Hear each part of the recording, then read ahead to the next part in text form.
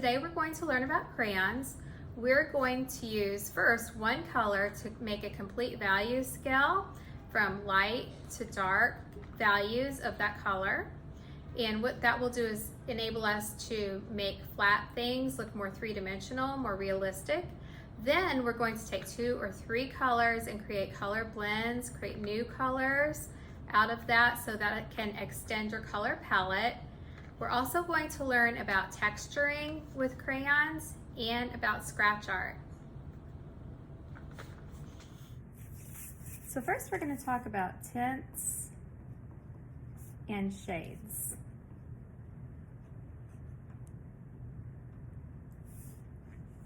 Okay, so what we want to do is take our crayon, any color except white or black.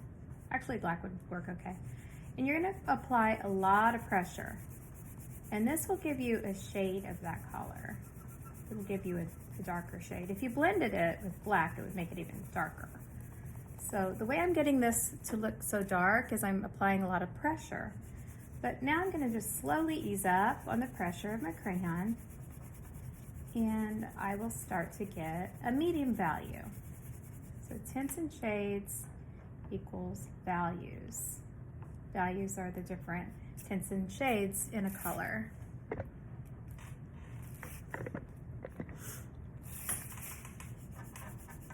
Okay, so the practice here is that you want to gradually get lighter and lighter with your hand so that the purple gets lighter and lighter in just a gradual progression.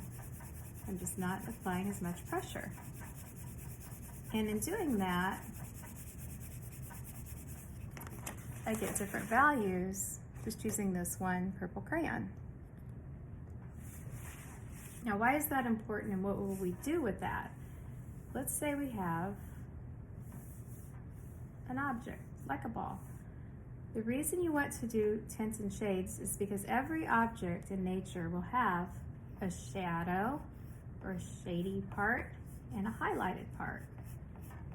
And when you press hard on one side and you just gradually get lighter and lighter and shade this object in and shade with the contour of the object. Notice it's a round object, so I'm kind of moving my hand in a circle. That will make your objects look more realistic and three-dimensional. You can also add a shadow underneath.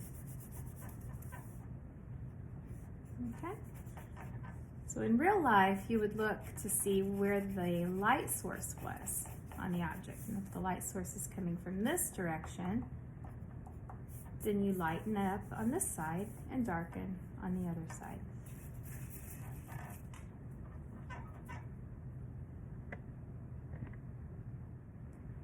Another way you can extend your color palette is by blending your colors. Just choose 2 colors. I'm just going to choose green and purple. And just do a medium value, somewhere in this range. And then take your purple and overlap, and you'll get a new color. And then extend on out for your new purple shade. And that's how we blend colors. Now, how do we use that in nature? Let's say this ball had a little blue in it. So, or it was picking up some reflections from some blue objects around it. So we just take this and blend that in. And you can blend more than one color. Take some yellow. Over here with some yellow, and it just really makes it more interesting to look at. Another thing you can do with blending is you can make different shapes. Like you can go thick and thin, like that, and start a new color. Overlap a little bit. And it makes a really cool pattern. Fun to do.